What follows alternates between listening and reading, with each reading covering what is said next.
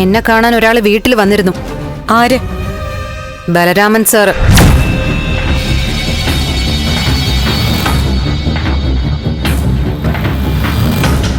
നീ എന്തിനാ ഷോക്കാവുന്നേ? അപ്പോ ഇതിന്റെ പിന്നിൽ എന്തോ രഹസ്യമുണ്ട്. നീ തന്നെയാ പറഞ്ഞയച്ചതല്ലേ?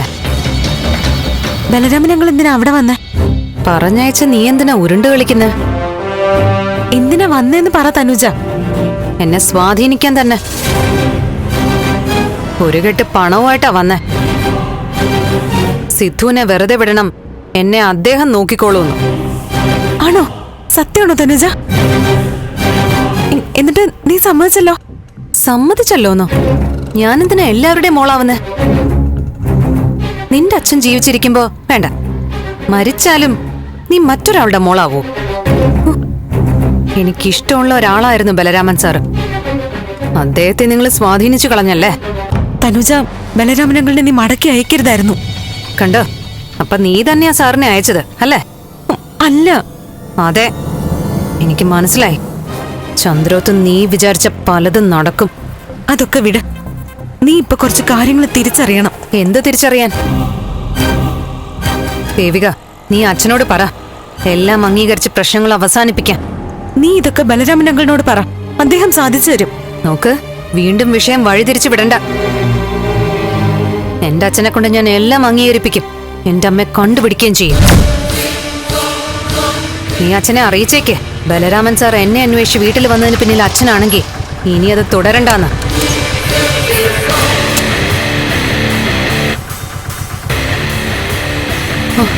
വാവ്! അയ്യോ അച്ഛൻ.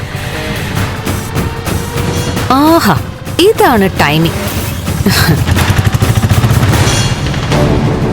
ഇപ്പൊ എല്ലാം ഓക്കെ ആയി. അച്ഛാ, അച്ഛൻ പോയിക്കോ. തനുജോട് സംസാരിച്ചിട്ട് ഞാൻ വരാം. നീ എന്താ ആരോടൊന്നും പറയാതെ വന്നേ? നിന്നെ അന്വേഷിച്ചാ ഞാൻ വന്നത്. ഞാനാ ദേവികയെ വിളിച്ചു വരുത്തിയേ. ഞാൻ അച്ഛനെ വിളിച്ചിട്ട് കിട്ടുന്നില്ലായിരുന്നു, പിന്നെ ഇവളെ വിളിച്ചു. അച്ഛാ, ബലരാമനങ്ങൾ ഇവളെ കാണാൻ പോയിരുന്നു. ആണോ? ബലരാമൻ വന്നോ? നിങ്ങൾ തമ്മിൽ സംസാരിച്ചോ? കണ്ടോ കണ്ടോ, ബലരാമൻ സാറ് വീട്ടിൽ വന്നു പറഞ്ഞപ്പോ നേരത്തെ ദേവികയ്ക്കും ഒടുക്കത്തെ സന്തോഷമായിരുന്നു. അങ്ങനെ അങ്ങ് സന്തോഷിക്കണ്ട. വഴിയെ പോയൊരു പാവം സാറിനെ പിടിച്ച് എന്റെ അച്ഛനാക്കാൻ നോക്കണ്ട കേട്ടോ. തനുജ, മതി, ഓവറാക്കണ്ട. നീ വിളിച്ചപ്പോ ഞാൻ വന്നതേ പ്രശ്നങ്ങൾ അവസാനിപ്പിക്കാൻ എന്തെങ്കിലും മാർഗം ഉണ്ടോ എന്ന് നോക്കാനാ. ഇവളൊക്കെ വിളിക്കുമ്പോ മോളെ തന്നെ ചാടി പുറപ്പെടാൻ നിൽക്കുന്നേ. ഒരു കുഞ്ഞിനെ ജനിപ്പിച്ചു വിടുമ്പോഴല്ല, ഏറ്റെടുത്ത് ചേർത്ത് നിർത്തുമ്പോഴാ അച്ഛനാവുന്നേ.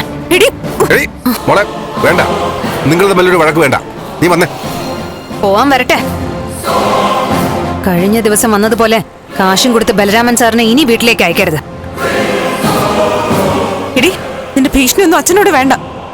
ഒരു അച്ഛൻ? നിങ്ങൾ നട്ടെല്ലുള്ളൊരു മനുഷ്യനായിരിക്കുമെന്നാ ഞാൻ കരുതിയേ.